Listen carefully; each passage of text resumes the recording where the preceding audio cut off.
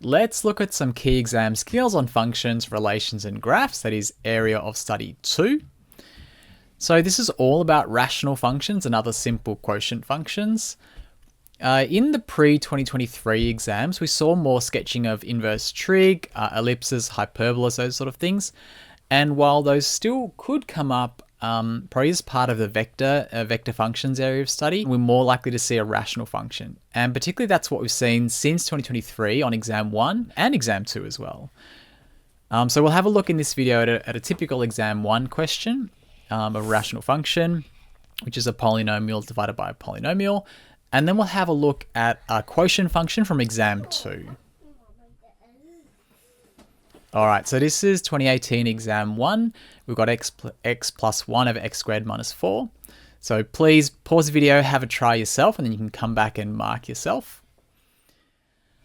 First thing we want to do is get the asymptotes. In this case, we're going to get a horizontal asymptote at y is equal to 0, and vertical asymptotes when the denominator is equal to 0. That'll be plus or minus 2. So we'll sketch those in first, and probably we'll get a mark for sketching those and labeling them. The horizontal asymptote occurs y equals 0 because as x gets very, very big, this fraction is going to, the denominators get very big as the fraction is going to approach 0. Keep in mind the graph can cross the horizontal asymptote, and in fact this one does. It cannot cross the vertical asymptote because the function is undefined at those points. Right, next step is to get the intercept. So for the y-intercept, sub x equals 0. For the x-intercept, sub y equals 0.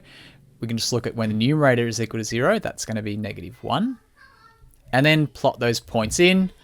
Again, probably get a mark if we can do that correctly. Now to sketch that middle part of the graph, I think it's going to be useful to get another point. So if we sub in x is equal to 1, get y is -2/3, put that point in, and that's going to help us to sketch that middle part of the graph. So we want to go through all those 3 points as well, approaching the asymptote, not curving away. Then we want to do a similar thing for the left part of the graph, probably just sub one more point when x is -3, and that will help us to sketch in the left part of the graph, and the right part of the graph when x is 3, y is 4/5, and there we are. So if we have a look at the grade distribution for this question, the average was 2.1 out of 4, which is just over 50%. Only 15% of students got 4 out of 4. But if we read the assessor's comments, because I did this first and read the assessor's comments, I was a little bit upset when I read this, as some students showed a stationary point of inflection. So what I assume that's meaning is, see at this point here when x is 0, the graph actually should not be stationary there. If you check it, if you actually calculate the derivative and sub in 0, it's not equal to 0. Well, I didn't actually calculate the derivative, I wasn't asked to, so I just did my best to sketch the graph with the points and the asymptotes. But it's possible I would have lost a mark there because my graph is too flat. It should actually be still going downhill there.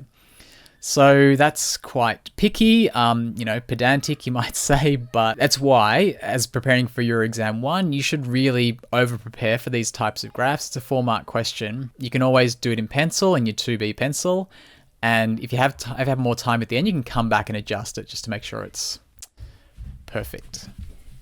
All right, so this is a past exam 2 question from 2020. It's an example of a quotient function, so not a rational function because the denominator is e to the x. But this is still fair game, more likely on exam 2. We'll read through the question first. So part A is to find the derivative f dash and the coordinates of the stationary points. Part B, the equation of the asymptotes. C, sketch the graph.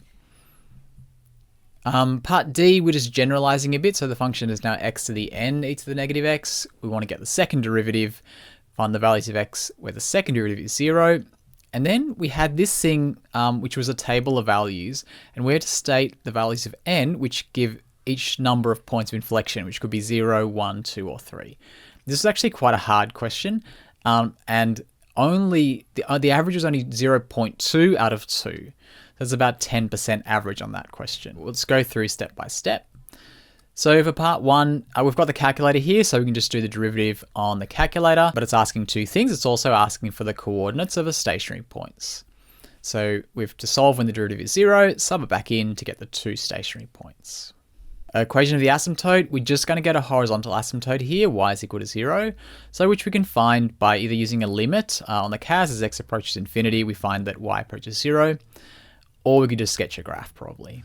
Part C is the graph sketch. Again, of course, we're going to do it on the CAS calculator. We're going to set our window on the CAS calculator the same as the window in the grid provided. So from -5 to 5 on the x-axis, -3 to 3 on the y-axis. Find all the key points and then put your points in first and then sketch the shape nicely. We want to make sure we label everything that's asked in the question. So here it's the local maximum stationary points and all points of inflection. So we're not asked for the axis intercepts, we're not asked for the local minimum or the asymptote. So just do read the question carefully and do what it asks. Correct the 2 decimal places here.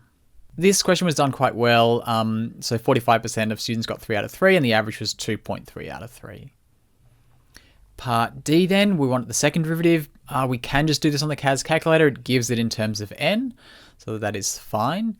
Then we want to solve when that is equal to 0. Again, it's a CAS solve. We get our answers in terms of n. We only want the non-zero values, so it is going to be 0 when x is 0. Interestingly, the CAS didn't give that, but we don't need it here anyway. Those values where g double dash is equal to 0 are going to be useful for the next question, which is asking about the different values of n that give different numbers of points of inflection. If you'd like, pause the video, sketch the function on your CAS and have a go.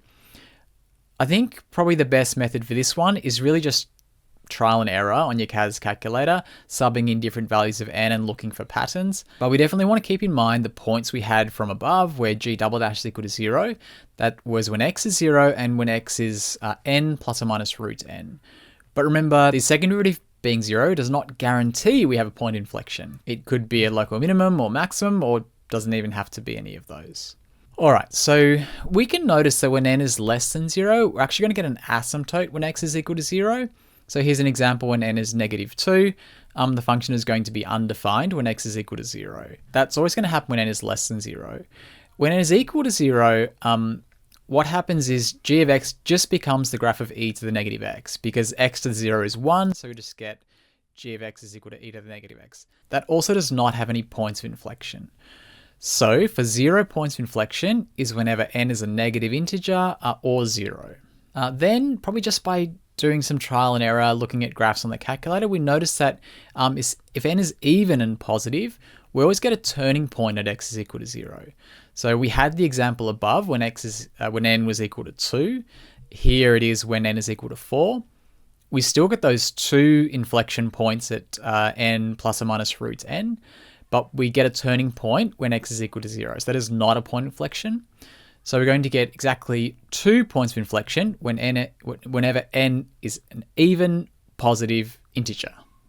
Okay, when n is equal to 1, we get a bit of a special case. This one has exactly one point of inflection. So 1 minus root 1 is exactly 0. It's neither a stationary point nor a point of inflection, but we do get the 1 point of inflection at this case when x is equal to 2. And then when n is an odd positive integer greater than 1, what we get is that x equals 0 point at the origin, we get another point of inflection. So in these cases, we have 3 points of inflection. Okay, so we can finish our table by saying that we get 3 points of inflection whenever n is 2k plus 1 for a positive integer k. So definitely quite a lot of work there for those 2 marks, but it is fair game within the study design, so we could have something like that either on the multi-choice or the extended responsive exam 2. But yeah, definitely practice those rational function sketches for exam 1.